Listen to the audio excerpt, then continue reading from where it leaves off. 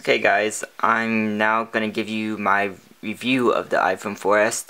I've played with this since Friday. It is now Sunday, and I wanted to give you my opinions on it and some speed tests, various things that I've found about this, coming especially from my Droid X. And my friend has the iPhone 4, so I did some comparisons there that I can tell you. I can't show you yet, maybe later on, but it's so much useless because you can already find iPhone 4S compared to iPhone 4 videos.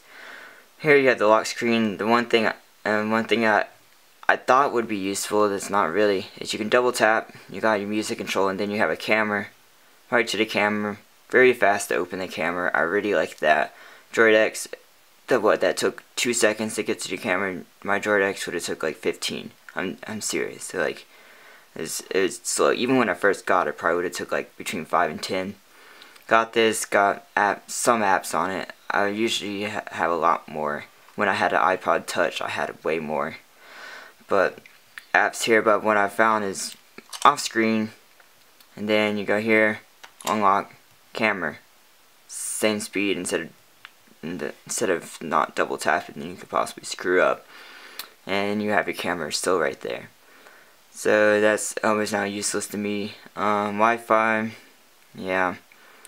Another major thing is talking about the antennas. I don't know if that's just going to the iPhone 4 or it's the antennas that did it, but my mom said even on speakerphone, I called her for the first time using speakerphone on this, and she said she could hear me much better than the Droid X.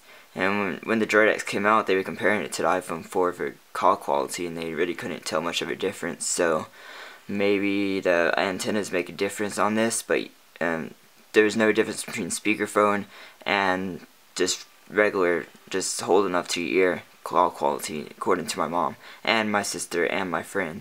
All said the quality was much better than the Droid X, and so like no static, no nothing.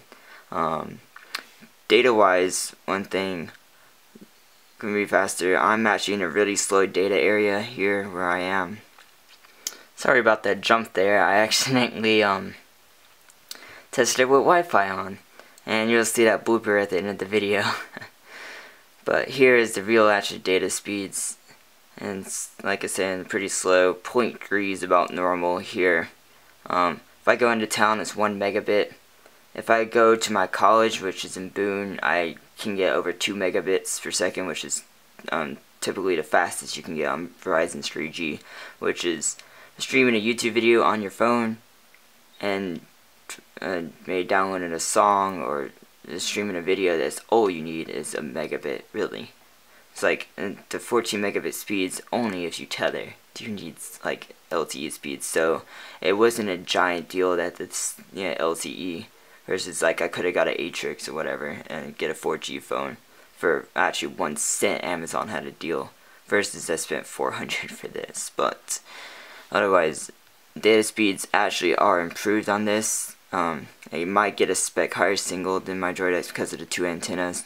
You can tell I have a 3GS case, as you saw from my other video, and that's going to be replaced by a Morphe battery extension case. Other things, let's see. Let me turn back on the Wi-Fi here. Get it connected. Let's go to like Safari, I suppose. Let's go to like my Twitter, for instance, and then I click on a link, show how fast it goes to like Safari. It's like macros unlocked or something right here.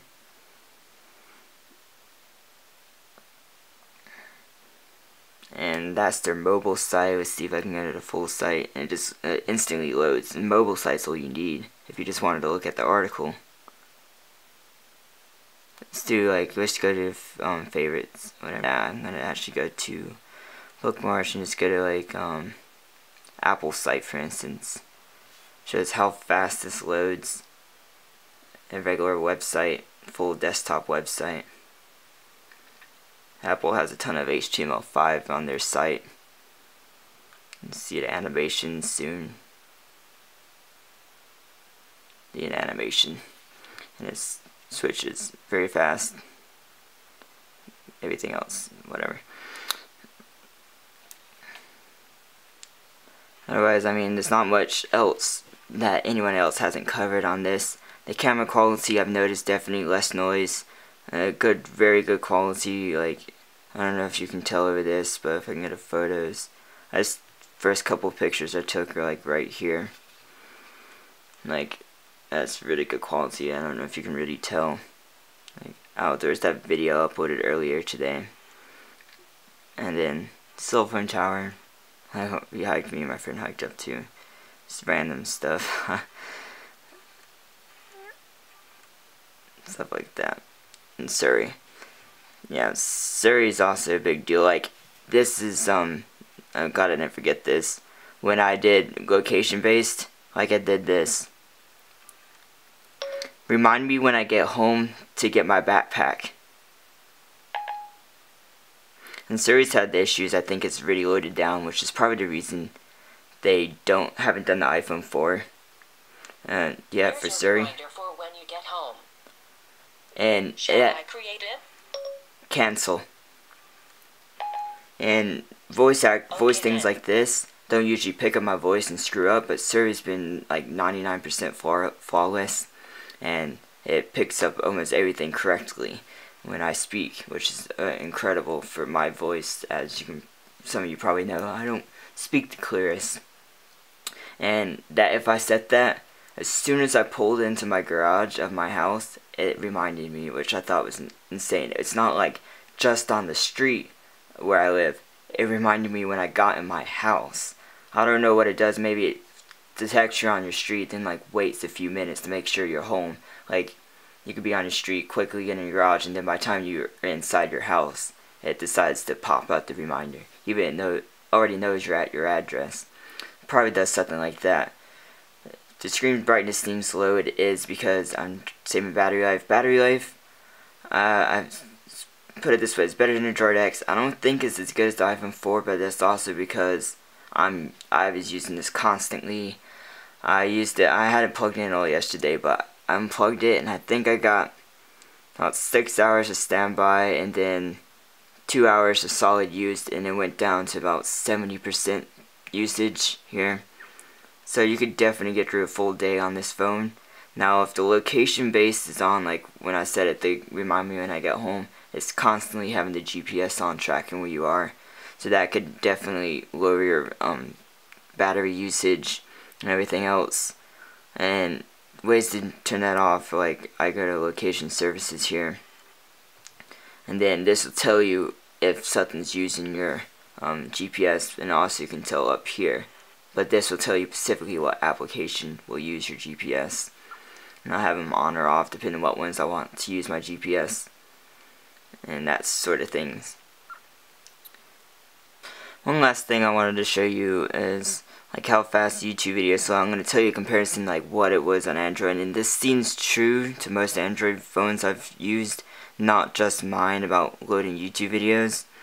And it seems like over time they slow down. Like my friend's iPhone, he's had it since it first came out, right after it first came out in July of last year, and it's hardly slower than this, which means a full year of use, and it's still fast. This is my personal video from my other channel. You don't get it, is when I first started my YouTube channel, and I was making this video, then this is just a blooper from, I made it because I got really frustrated, and this is over 3G. See how fast it's loading? You saw how slow the speed was, even though it's 26 seconds. Hey guys, this is my YouTube channel on technology. And it's like that. I'm gonna upload video reviews, unboxings. I'm gonna skip ahead. Videos on what I think about certain videos about gadgets I have. It's funny. I want to see it. You might find it funny. I know my friends find it hilarious. Yeah, but then you see how fast, even though it's a short video, it loaded it very fast versus my ex. I could wait 2 minutes for it to preload, and it plays for like 10 seconds, then still has to preload some more. I don't even understand. And this was with like 4 times faster data speeds. I couldn't understand why it did that, and it just drove me insane. And like Wi-Fi issues, like I can never connect to Wi-Fi, so I couldn't have super fast data speeds on it, and I don't know. But otherwise, compared to my experience with the Droid X, this is incredible, much faster, better, everything. Nothing wrong with it. I mean, there's nothing I found next to. I wish they had a better front-facing camera. Just basically like that. I wish they had to figure out some way to keep the standby time like 300 hours. Because once I get over using this like a ton, I go back to normal. I don't use it like very often because I'm always in front of my computer. I don't use it very often. Next to maybe a text or just like Twitter every so once in a while, I'll go into class and log me in here. And then I just keep it on idle, and I wish like you could cut the one, they probably do, maybe cut the one core off, have half core usage, and then lower power, which to me would seem like you would have a higher standby time if you did that. And the one core would just process like your phone calls, text messages, and then when the screen turns on, I would obviously go back to full cores. But other than that, love the iPhone. It's something everyone would love. I don't see how you couldn't love it unless you just get tired of the interface. This is my first iPhone, so maybe I just haven't got bored of the interface, but I just wanted something that worked simple. I wanted something I could easily sync my music, videos, the works from, that was fast all the time, never slowed down. And that's what I wanted, and that's what it's given me, and I'm really happy. So if you liked my video, subscribe. I have an unboxing, I have like setup video, a test video under my channel, and see you in the next video.